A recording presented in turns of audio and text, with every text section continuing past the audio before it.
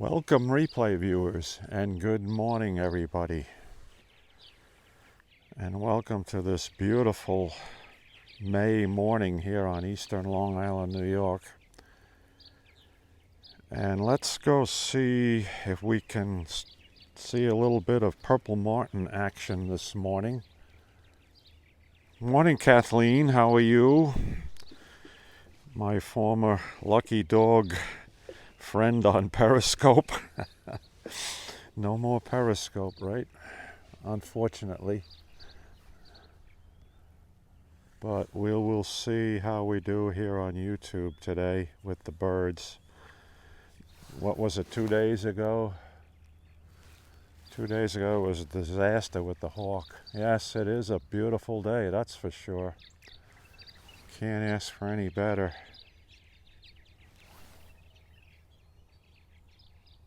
Wow, thank you. That's because the lawn mowing service was here yesterday and cut down the high weeds, so everything looks good today. And also the morning dew has made the lawn glisten a little bit. It's interesting, no matter how sunny it is here during the day or warm or whatever, every morning there's always a morning dew here on the lawn in this location.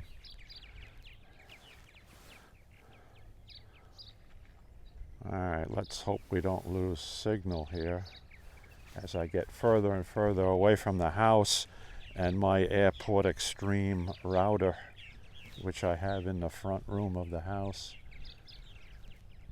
But we have a lot more birds this morning.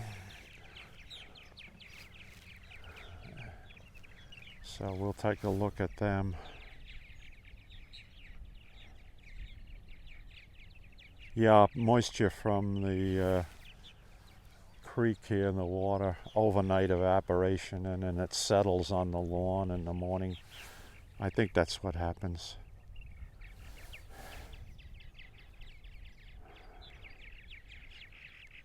It does get humid. Even on these dry days, it gets humid here overnight in the early morning hours.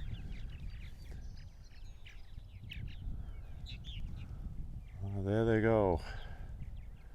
Now let's see if they all come back. And they will.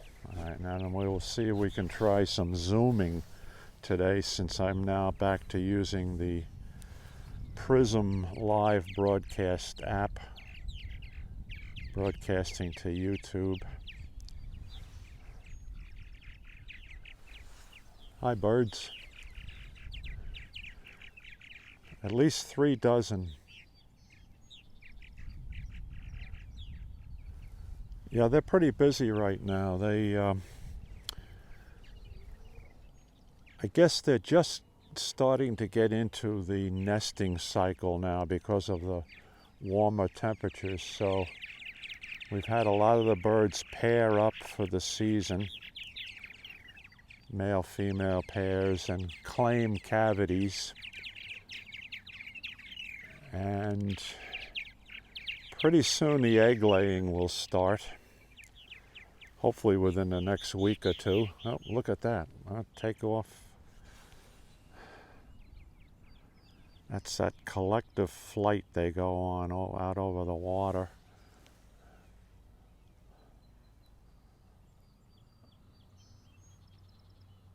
All right, now we'll wait for them to come back, and then we'll see if we can get an approximate count. Boy, it is beautiful today. Yeah, they all tend to take off at one time together. Let's see if they've taken any nesting material out of here. These pine needles I put in here. I'll refresh this a little later. But the bird will come down and grab a pine needle or two in their beak and take these back up to their nests. The brick keeps the pine needles from blowing away in the wind. So I'll bring some more dry pine needles down here later. That's the purpose that this tray serves, so that the birds can get nesting material. Now, let me share this with you, Kathleen, because this is really great. We're right under the house. Let me tilt up. And look how close we are to them. That's a little too much. Look at that.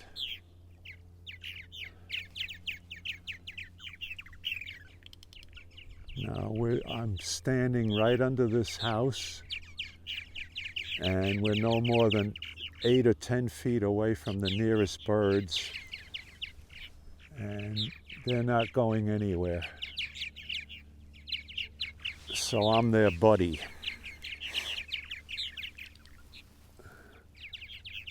Yeah, you can get a good picture out, and there they go again. So the dark purple, it looks black, but it's an iridescent purple color. That's the male, mature male. As a guy just landed on the perch. And the ones with the gray breasts are the females. That's how we tell the difference between the male and female martins.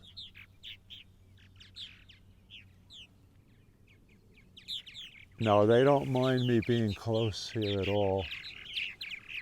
I guess I'm considered to be their protector or benefactor.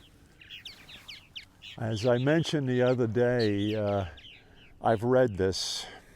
I haven't heard it firsthand, but I've read this in researching articles on purple martins. And there are ornithologists who think that these birds are actually can be considered semi-domesticated because of the fact that they've been living in human-supplied housing now for the past 400 years or so. And that may well be. They're pretty tame birds. They depend upon us being here. Look at that hover, the female. She's hovering, hover mode. And then they take off and they swoop out over the creek.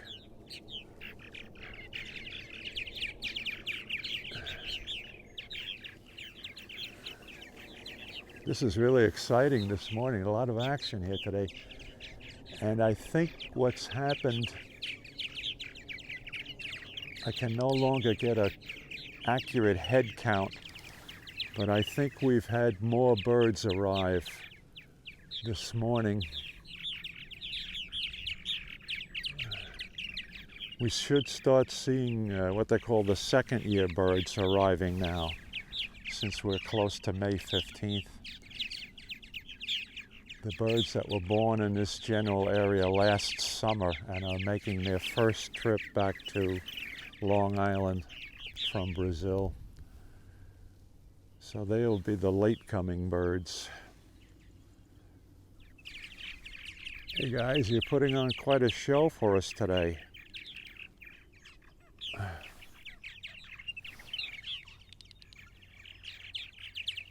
There we go. Yes, more birds are still arriving, Kathleen. The martins will migrate to this area, this portion of Long Island, probably right up through June 15th. And that's usually, as I say, the second-year birds in their first nesting season. Birds that were born last summer. So they're the late arrivals. They tend to have smaller egg clutches. The second-year birds are in their first year of nesting. The female will lay 3 to 4 eggs. The mature females will lay, I don't know, half a dozen eggs, sometimes even more than that.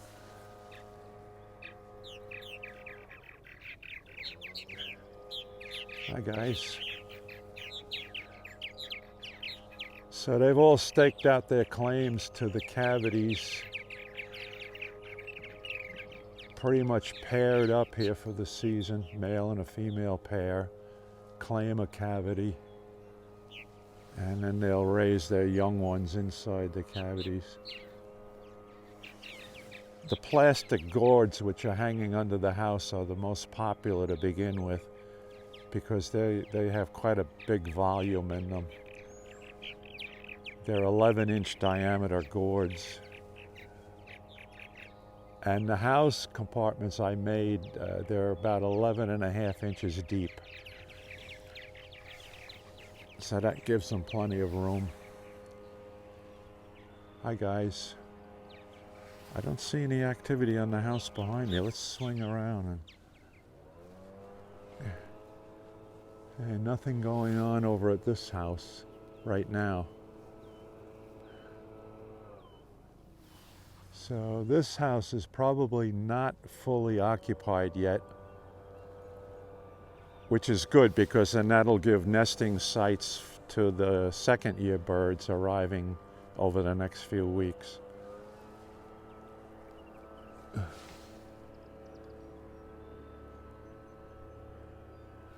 So, no, to answer your question, and I'm sorry for the delay in answering your questions, but in this bright sunlight, it's a little difficult to read the comments, but no, this is telling me that this particular house, I still have empty cavities.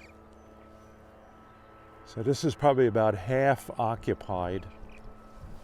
But this house over here, let's go around to this one again. Judging from the number of birds on there, I would say that's fully occupied right now. Chirp, chirp. All right, let's tilt this down to the horizon. Look around here.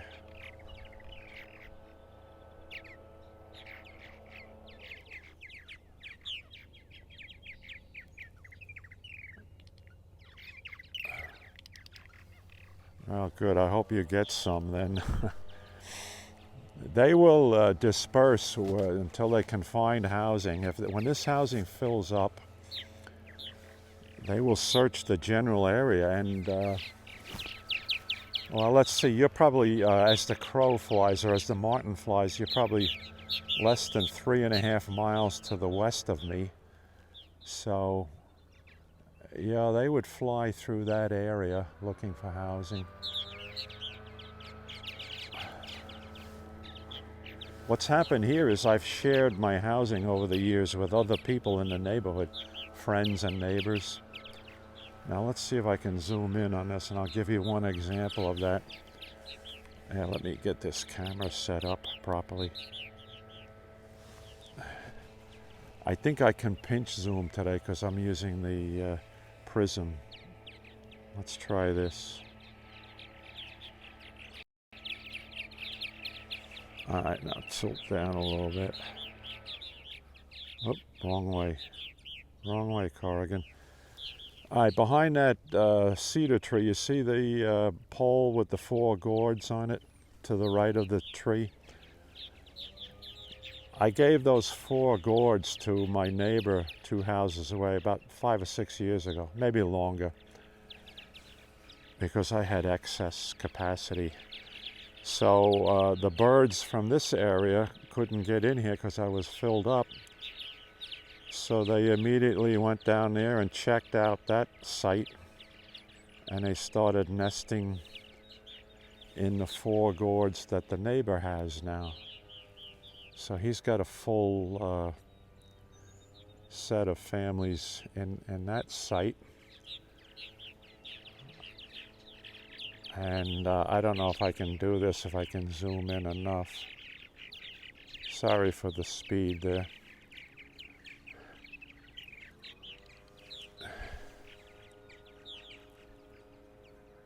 Let's see if we can see this in this zoom mode. And then up the Scenic Creek here, about a 1/4 mile, or maybe closer to a 1/2 mile, is another friend. And I gave him a set of houses several years ago. and those houses immediately filled up with excess birds that had pretty much started out in the colonies I had here at this site.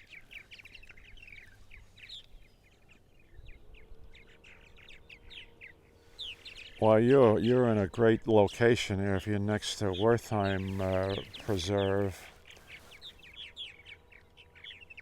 Obviously, there's good wetlands there. There's plenty of insects. As long as they have a clear, here, let me zoom out, clear fly zone to get to the housing, so that you can't have your housing in the middle of trees or things like that for martins.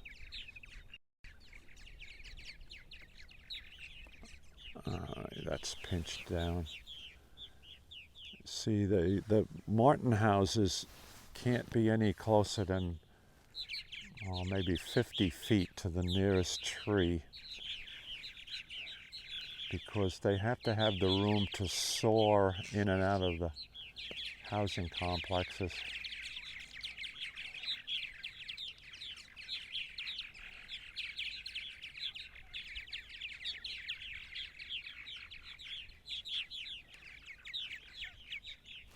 Oh, hello. Who just joined us here? Andrea, good morning to you. How are you today? We're checking out our purple martins this morning because if you recall, 2 days ago, they all left to chase a hawk out of the area. But we had plenty of action this morning. And I was telling Kathleen, who's with us, that I think I had more arrivals this morning. Oh, wait a minute. Here's something interesting. Let's see if I can zoom in on this. No, don't disappoint me, birds. Just as I was going to show you something. So you have the day off today. That's good to hear, and enjoy this beautiful day. Perfect May weather today and tomorrow, right through the weekend. I guess you're going to be well up into the 70s, maybe even to 80 in the city, because tomorrow they're forecasting in the low 70s out here.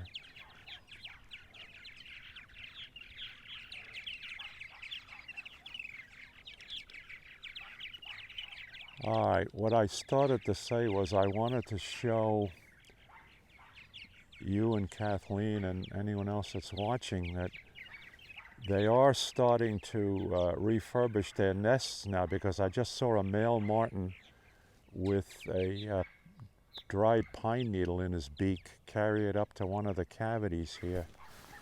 So he obviously picked that off my nesting material tray over here. Let's walk over there again to that. And this is why I do this, so that they don't have to expend a lot of energy flying off distances to get nesting material. So here again, right? This is what the birds will carry up to their nests, these dried pine needles. They'll grab one in their beak and fly up to the nest. So they supplement what I put in these nests to begin with at the beginning of the season. Now let's move around here. So he can come down. He or she, primarily the male does it, but the female also gets involved. And they'll take the nesting material up to here. Okay, I have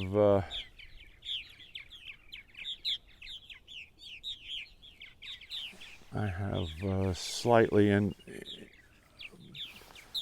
intermittent signal loss. I'm seeing that on my screen. We're doing very well. We both have had a set of shots, although even with the shots, you're going to still practice social distancing and cutting back on going out to public places, things like that. I haven't been to the city on the trains in over a year now, but I do have to get back to that. I miss doing that. Okay, what are these guys doing? Bringing any nesting material? Hey, Mr. Martin, what are you doing there? Okay, well, anyway, that's what happens is they grab more pine needles to bring to their nests cavities from down here. And as I see them taking all of this out of here, I'll come down with a bucket and replenish this. I have a carton of these pine needles in a shed. Let's step back and just watch them fly for a little bit. What a beautiful gentle breeze now out of the northeast, as you can see from the ripples on the water. Will there be a cannonball this year? I don't think so, but we can't say that positively yet. The railroad has not issued its summer schedule yet. The existing schedule I see only goes up through next weekend. I kind of doubt that they're going to have a cannonball because of the spacing that would be required on the train. You know, they'd have to limit the number of people, unless that regulation goes away by Memorial Day weekend. Although perhaps now what the governor is saying that everything will be open by July 4th, 100%, so maybe then by July 4th weekend, the railroad would restart the cannonball.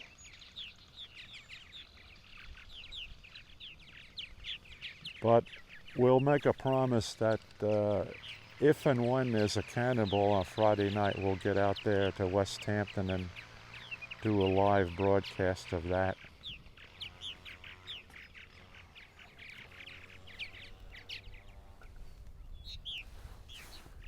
Yeah, let's tilt up a little bit, get back a little bit. I could spend all morning down here, but there are other things to do today.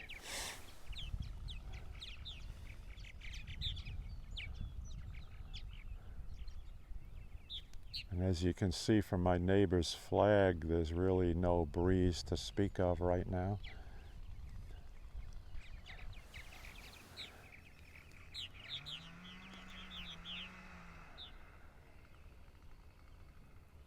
Oh yeah, I guess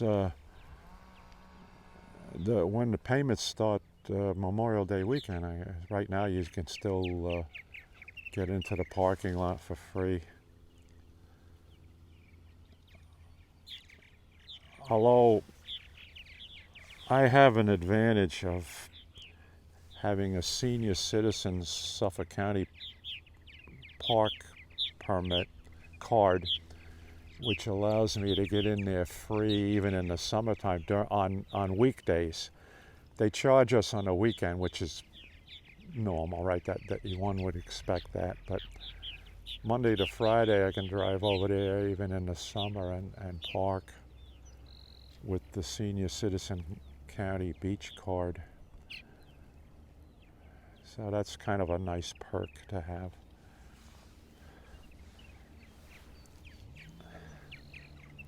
All right, birds. I think we've seen quite a bit of action here today.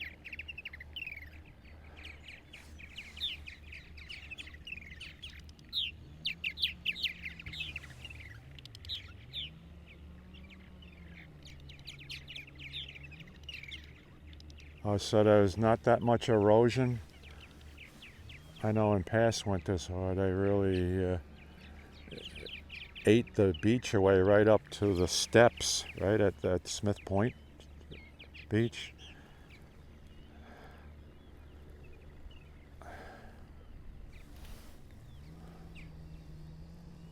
Well, that's good to hear. That.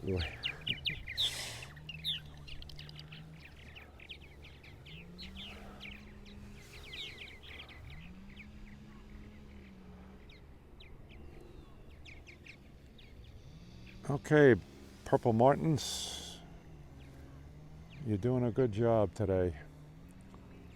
We'll keep an eye out for more birds.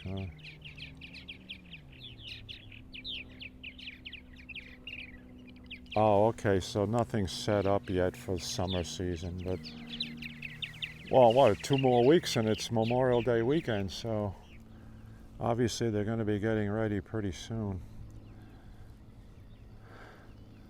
They haven't started on the new bridge over the Narrows there yet either. The county was supposed to start building a brand new bridge next to the existing drawbridge. That was supposed to have started last year, but obviously with the pandemic, that was delayed. But I guess they haven't even started doing it this year. It's supposed to be a wider, much higher span, and I don't know that it's going to have a drawbridge capacity or capability. It's kind of like the bridge they built out in Hampton Bays over Shinnecock Bay, because apparently the current Smith Point Bridge, which was built in 1959, has load restrictions on it now.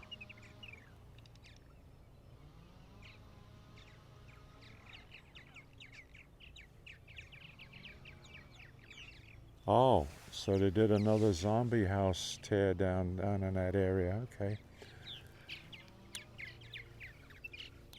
I guess I need to take a ride down there. The closest I got was 4 weeks ago when I was getting my Pfizer shots at the CVS on Havenwood Road and William Floyd Parkway. That's where I went for my COVID shots. But I didn't bother going down to the beach that day, or either day.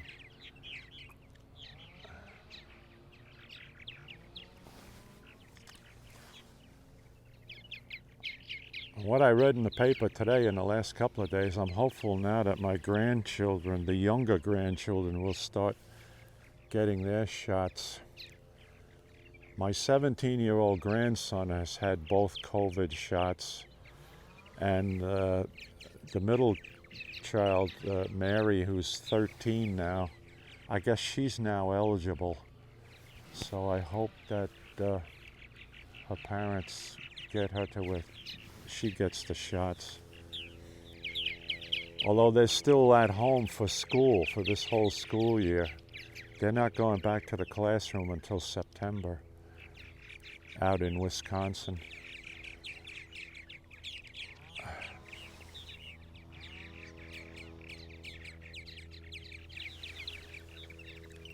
Okay, oh, here goes a snowy egret flying over, but I missed him. I wasn't able to get the camera around in time. Let's say goodbye to our birds for now. And just as we hoped, they took off. Andrea, thank you for joining me this morning. Kathleen, thanks for being with me all this time. Enjoy the rest of your day off from the hospital. You deserve breaks from the hospital from what you've been through the last year.